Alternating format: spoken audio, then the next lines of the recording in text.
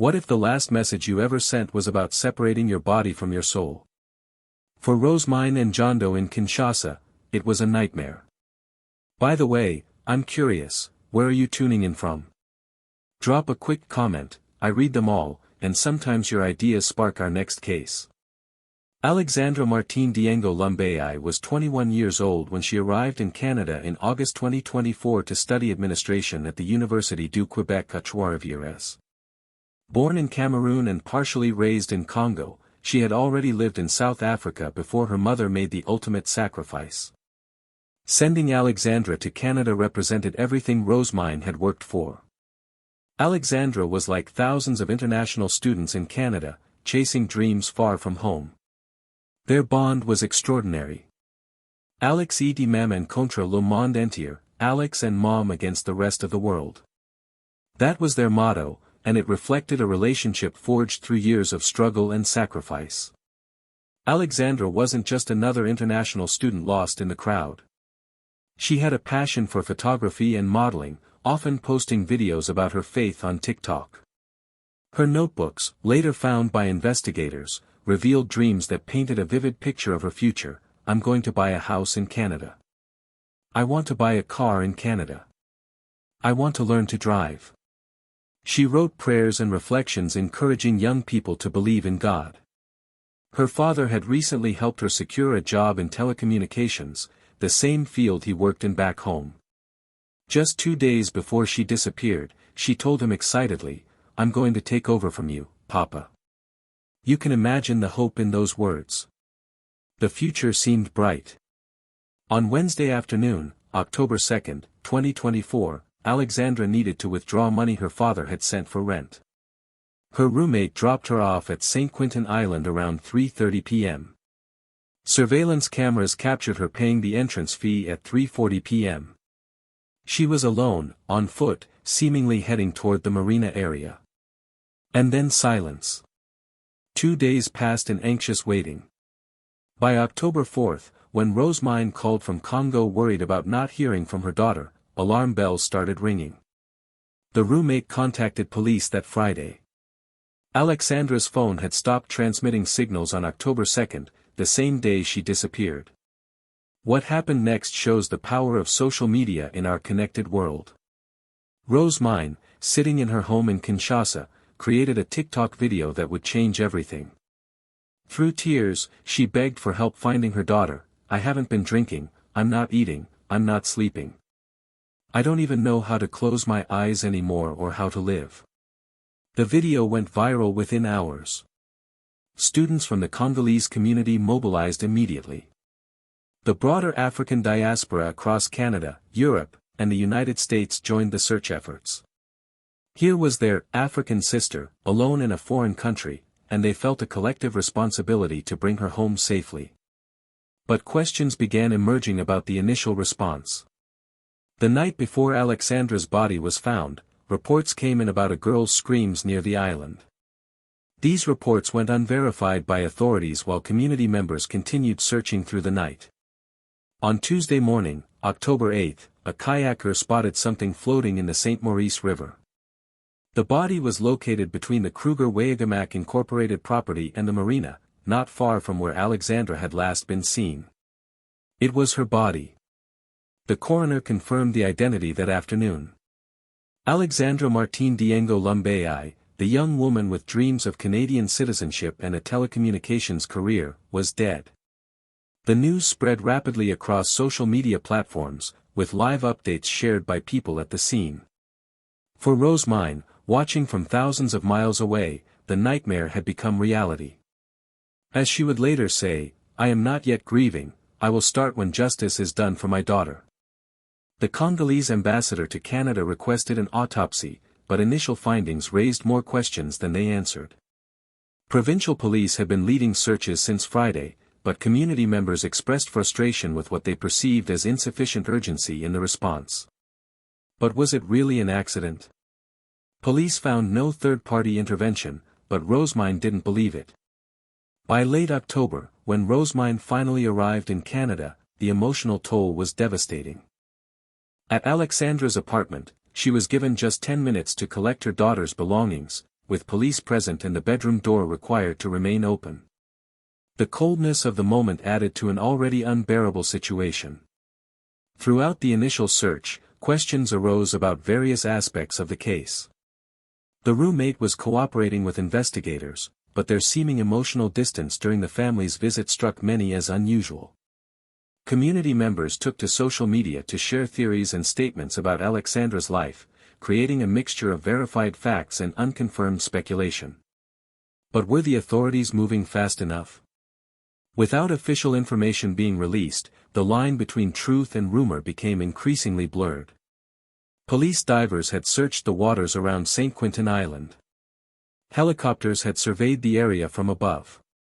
The investigation involved multiple agencies and extensive resources. Yet fundamental questions remained: how did Alexandra end up in the water? What happened during those crucial hours after she was last seen alive? When coroner Steve Poisson finally released his findings, the conclusions were as controversial as they were definitive. According to the report, approximately 1 hour before Alexandra's cell phone stopped transmitting, she had recorded a Snapchat video in which she spoke about God and separating her physical body from her spiritual body, becoming very emotional in the process. The investigation found no evidence of criminal intervention by a third party. Poisson wrote that many questions remained unanswered and that it was possible the Congolese student had accidentally fallen into the water. However, the evidence did not allow for a conclusion of intentional death beyond reasonable doubt. But here's what makes this case so troubling: the family claims they never received the coroner's report before it became public. Alexandra's father, Georges Lumbayi, expressed disappointment and stated he preferred to consult with lawyers before commenting publicly on the findings. The timing and manner of the report's release added another layer of pain to an already grieving family. In response to the coroner's conclusions, Rosemine posted another TikTok video with a clear message: "I contest the results of coroner Steve Poisson." She described the findings as shameful and demanded transparency in the investigation process. Georges Lumbayi was equally determined: "We are ready for anything, respecting the rules, through the path of justice. We won't leave Canada until we have answers about how our child died." The family's persistence raises important questions about how international students' cases are handled when tragedy strikes.